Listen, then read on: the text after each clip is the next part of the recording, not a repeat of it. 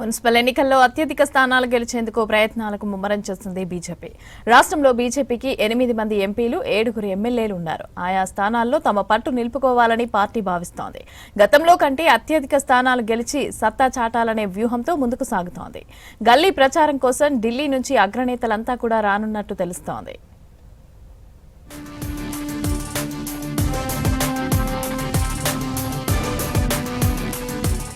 రాష్ట్రంలో మున్సిపల్స్ పై BJP high command serious గా focus చేస్తోంది. వచ్చే అసెంబ్లీ ఎన్నికల్లో సత్తా చాటాలని చూస్తున్న పార్టీ అధినాయకత్వం ఈ మున్సిపల్ ఎలక్షన్స్ ని ట్రయల్ రన్ గా భావిస్తున్నట్టు తెలుస్తోంది. ఇప్పటికే మున్సిపల్ ఎన్నికలకు సంబంధించి ఇతర రాష్ట్రాలకు చెందిన కీలక నేతలను ఇన్ఛార్జీలుగా నియమించింది.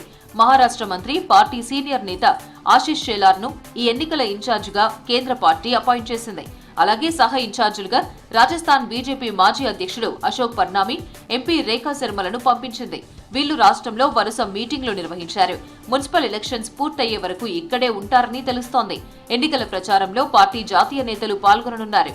జాతీయ అధ్యక్షుడు నితిన్ నవీన్, కేంద్ర హోంమంత్రి అమిత్ షా, మహారాష్ట్ర ముఖ్యమంత్రి దేవేంద్ర ఫడ్నవీస్ ప్రచార బరిలోకి దిగుతున్నారు.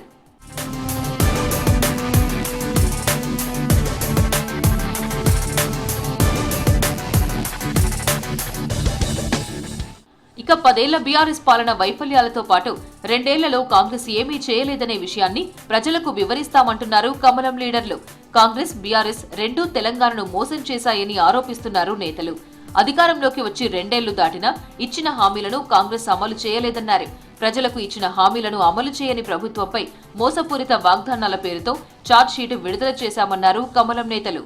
గతంలో బెడ్రూమ్ అన్నారు, అది రాలే, డబుల్ బెడ్రూమ్ ఇక్కడ కూడా రాలేదు. నేను ఈ ప్రభుత్వాన్ని అడుగుతా ఉన్నాను, ఈ యొక్క మున్సిపాలిటీస్కి మీరు చేసింది ఏంది? కేంద్ర ప్రభుత్వం నుంచి వచ్చినటువంటి ఒక 5 కిలోల బియ్యం కూడా మేము ఇస్తున్నాం, మోదీ గారు ఇస్తా ఉన్నారు, మీరు ఇవ్వట్లే. రేషన్ షాప్లలో ప్రతి చోట కూడా modernised railway stations, state of art railway stations ఈరోజు మనం చూస్తూ ఉన్నాం తెలంగాణలో. ఇవన్నీ కూడా మేము డెవలప్ చేస్తూ ఉన్నాం. కానీ మీరు మెయింటైన్ చేసేటువంటి అంటే స్టేట్ హైవేస్ చూడండి, స్టేట్ రోడ్లు చూడండి, గుత్కలు గుంతలు తప్ప ఏం లేవు. మెజారిటీ మున్సిపాలిటీలను కైవసం చేసుకోకపోతే పరిణామాలు తీవ్రంగా ఉంటాయని ఎంపీలు, ముఖ్య నేతలకు కేంద్ర పార్టీ హెచ్చరించినట్టు సమాచారం. ఈ ఏడాది తమిళనాడు, పశ్చిమ బెంగాల్, కేరళ, అస్సాం, పుదుచ్చేరిలో అసెంబ్లీ ఎన్నికలు జరగనున్నాయి. ఈ ఎన్నికల తర్వాత కేంద్రం పూర్తిగా తెలంగాణపై ఫోకస్ పెట్టే అవకాశం ఉందని అంటున్నారు పార్టీ సీనియర్లు. దీనిపై ఇప్పటికే ఎంపీలకు హైకమాండ్ అల్టిమేటం జారీ చేసినట్టు తెలుస్తోంది. ప్రతి ఎంపీ తన నియోజకవర్గంలో గడప గడపకు తిరగాలని హైకమాండ్ నుంచి ఆదేశాలు వచ్చాయి. కేంద్ర పథకాలను ప్రజల్లోకి బలంగా తీసుకెళ్లి ఓటు బ్యాంకుగా మార్చుకోవడమే లక్ష్యంగా ప్రణాళికలు రచించాలని పార్టీ దిశానిర్దేశం చేసింది.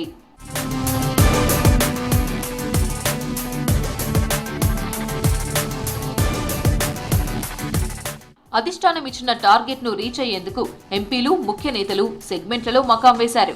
ఢిల్లీ పెద్దల సూచనతో ఇప్పటికే ప్రచారం మొదలు పెట్టారు.